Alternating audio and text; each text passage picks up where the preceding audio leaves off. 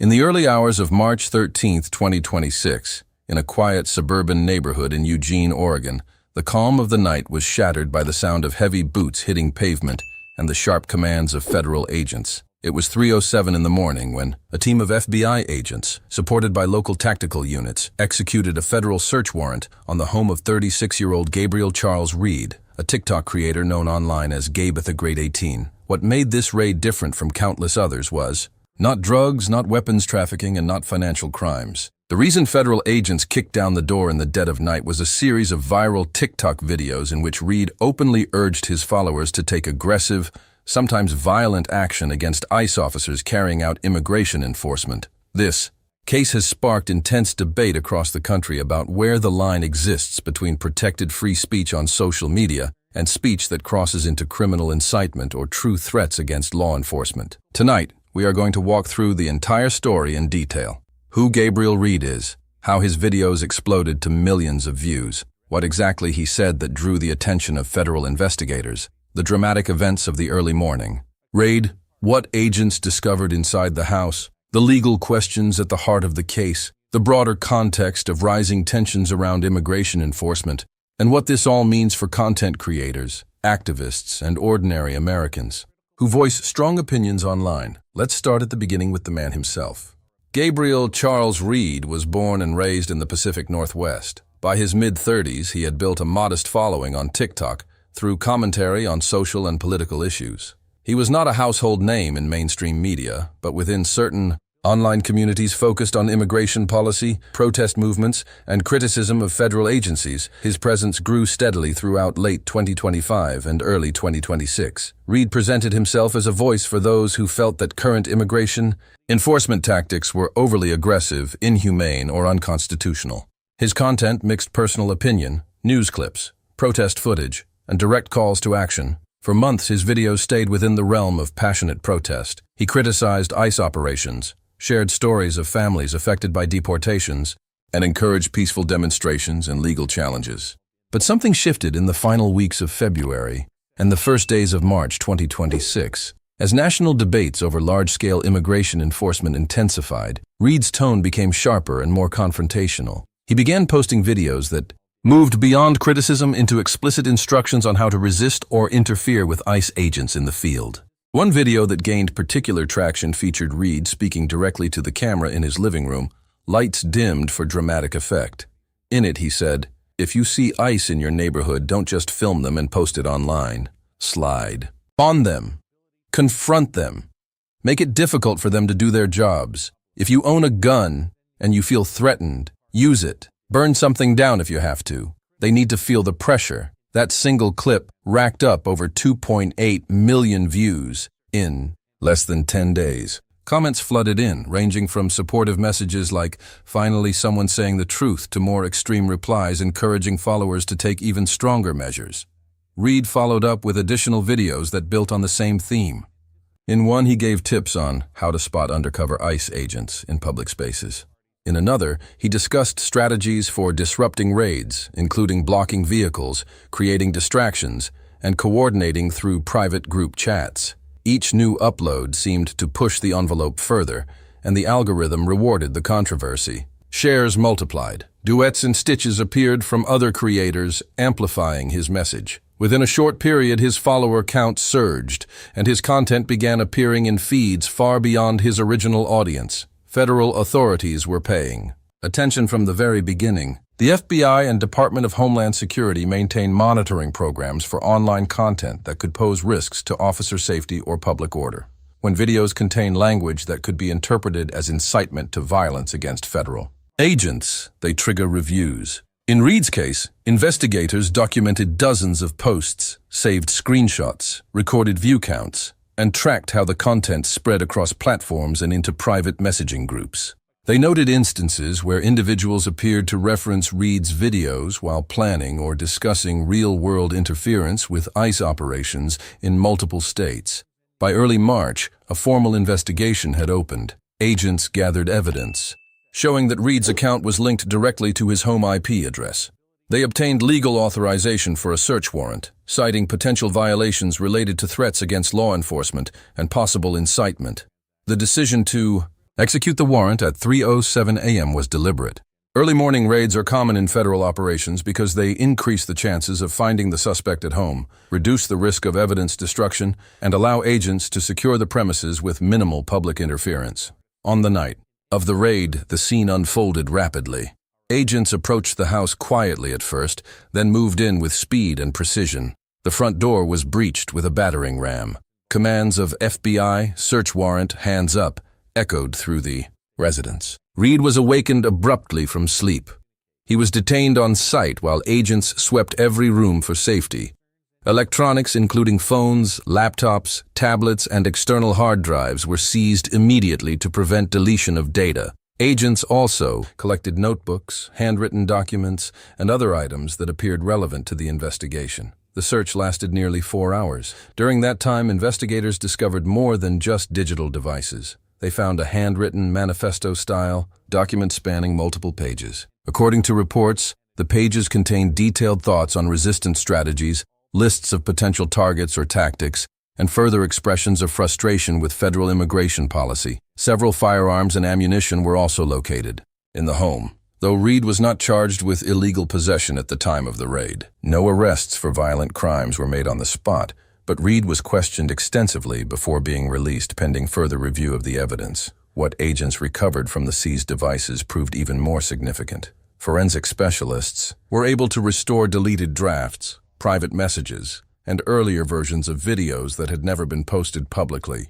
Some of these drafts contained language that was even stronger than what appeared on TikTok. There were references to coordinating with other accounts, suggestions for doxing or tracking ICE personnel, and expressions of support for actions that could endanger officers. Investigators also found evidence that Reed's content had been shared in private channels where participants discussed real-world plans to disrupt enforcement operations. This brings us to the central legal question at the heart of the case. Where does protected political speech end and criminal conduct begin? The First Amendment provides broad protections for even highly offensive or unpopular speech. Americans have the right to criticize government agencies, protest policies, and express strong opinions about immigration enforcement. However, the Supreme Court has long recognized exceptions for certain categories of speech. These include true threats, statements where the speaker means to communicate a serious expression of intent to commit unlawful violence against a particular individual or group, and speech that constitutes incitement to imminent, lawless action. The key test comes from cases like Brandenburg versus Ohio, which holds that speech can only be restricted if it is directed to inciting or producing imminent lawless action, and is likely to incite or produce such action. Prosecutors in cases like Reed's must prove that the words were not mere political hyperbole or general advocacy, but crossed into direct encouragement of violence that could reasonably be expected to produce results in the near term. Supporters of Reed argue that his videos were rhetorical, angry political commentary in a time of heated national debate, and that no specific plot or immediate threat was outlined. Critics counter that when someone with a large online platform tells followers to slide on agents, confront them, or use guns if threatened, especially during a period when attacks on law enforcement have been documented, the line has been crossed. This raid does not exist in isolation.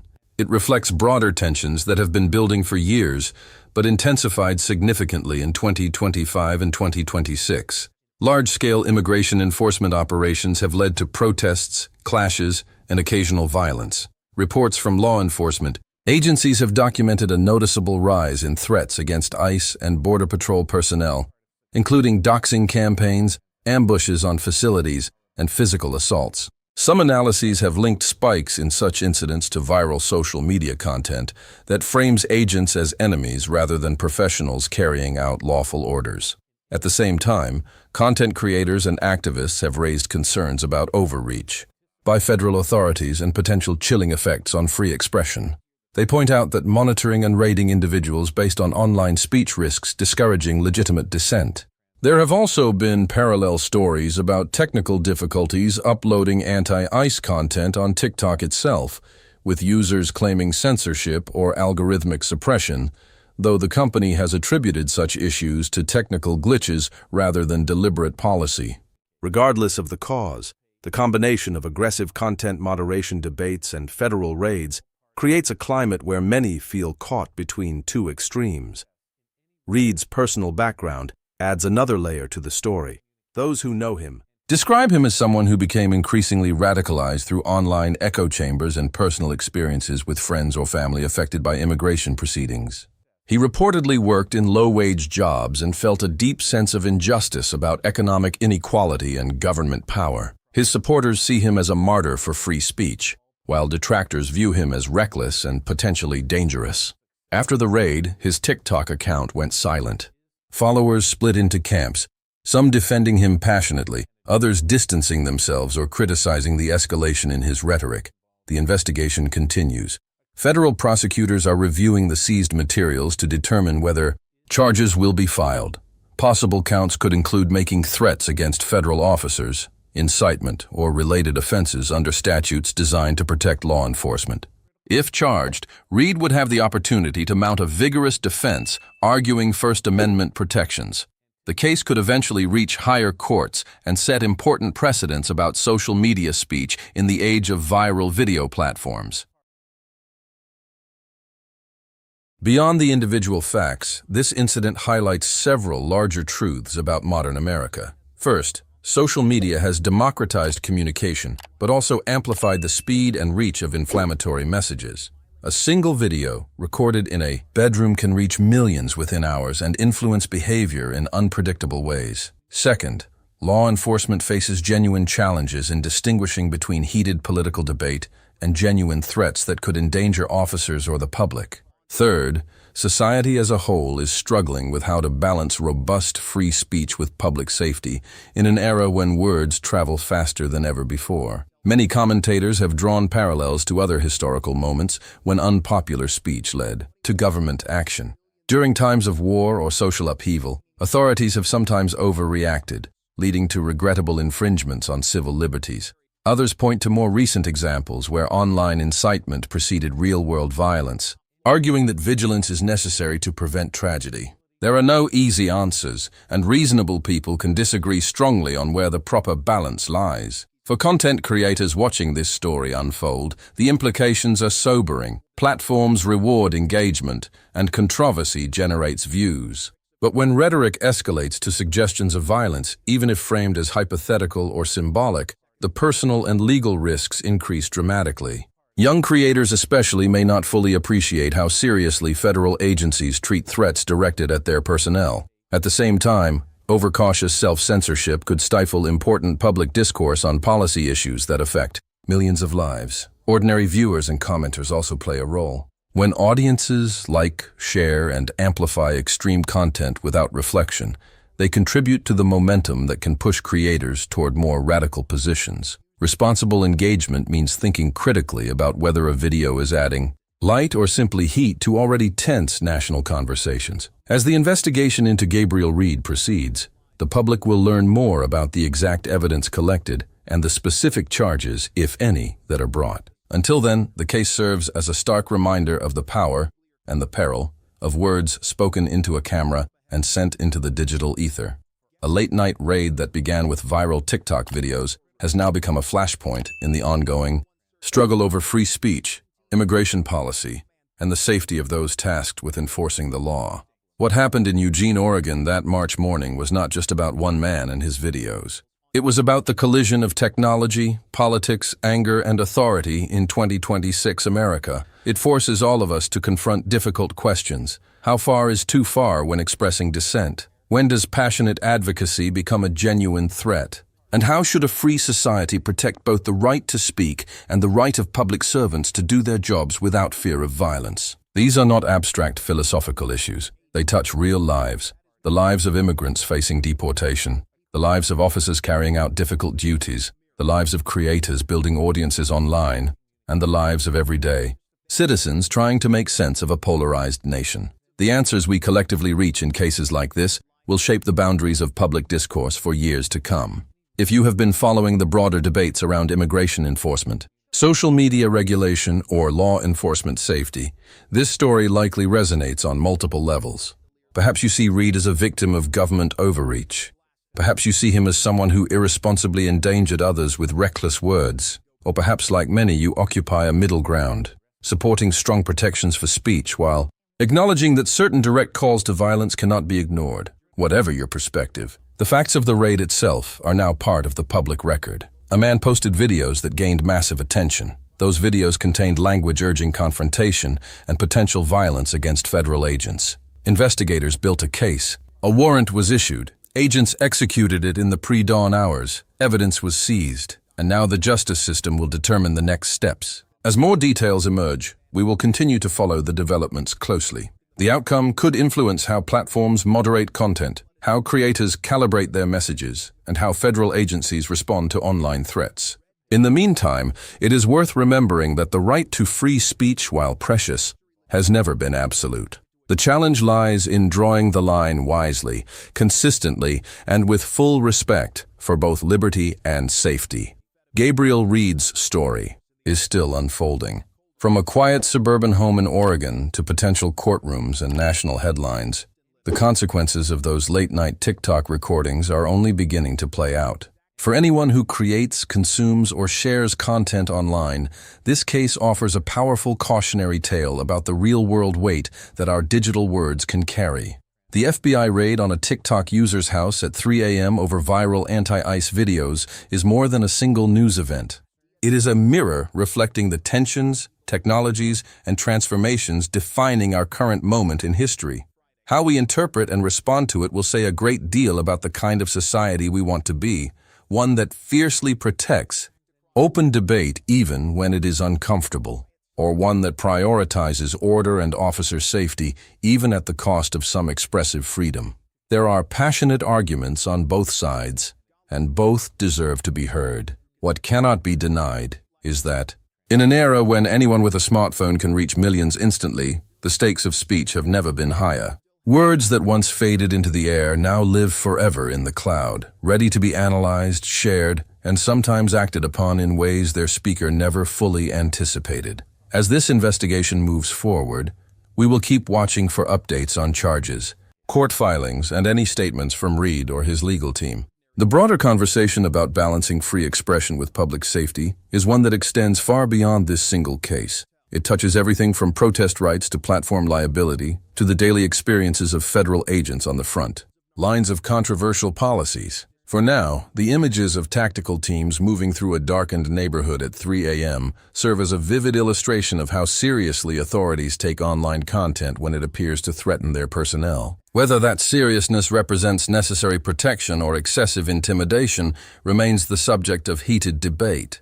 A debate that Gabriel Reed's videos helped ignite and that the raid itself has only intensified.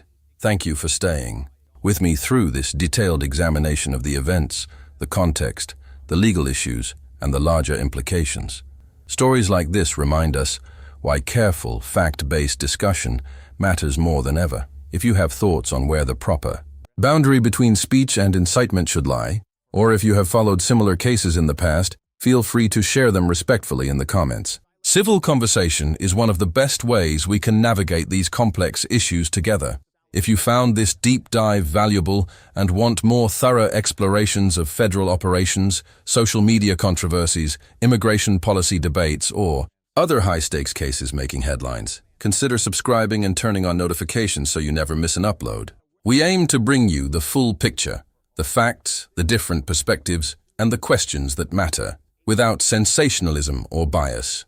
Until the next video, stay informed, think critically, and remember that in a democracy, the quality of our public discourse shapes the quality of our shared future. This has been a close look at the FBI raid on a TikTok user's house at 3 a.m. over viral anti-ICE videos. The conversation continues.